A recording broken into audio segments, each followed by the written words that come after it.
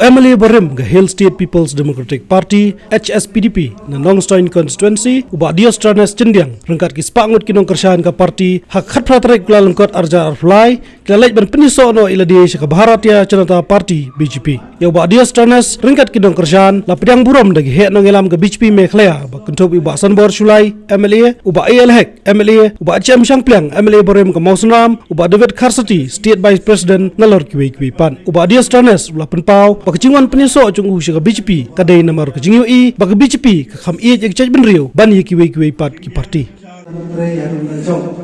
ding so banai komplei ka pangor ye ki harmut ki rorowa ki songa ki bala ya sudamang warna hitam ki cham harong ye perkhat do ban ya sanjur ban ya perkhat alor bijinglo masan hima sima khamta mahmi ha nostoi bat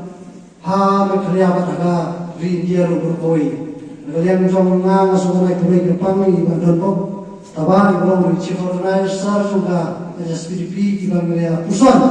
umno bagian yang sekarang kamu tahu bagian stop SPDP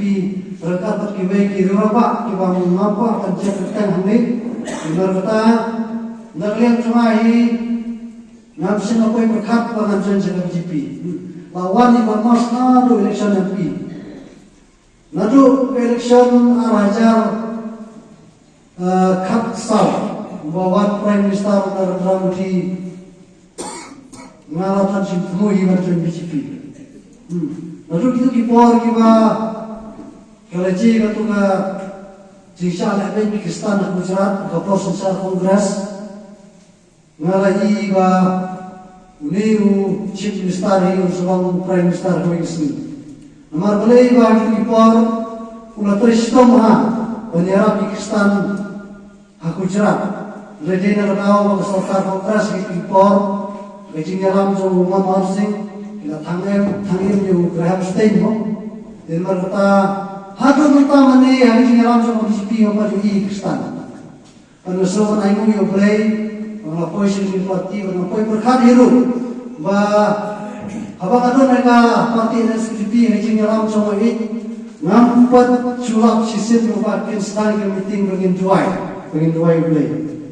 Mereka mengatakan BJP ngalap pasal standing meeting niat duai boleh. Dengan parti SPDP ni dan bersua sebab standing meeting duai dikasih. Isu tahu ini standing jadi meeting. Terima kata kani periba ke BJP ke kami jadi terjauh bagi parti. Terima kasih kepada BJP.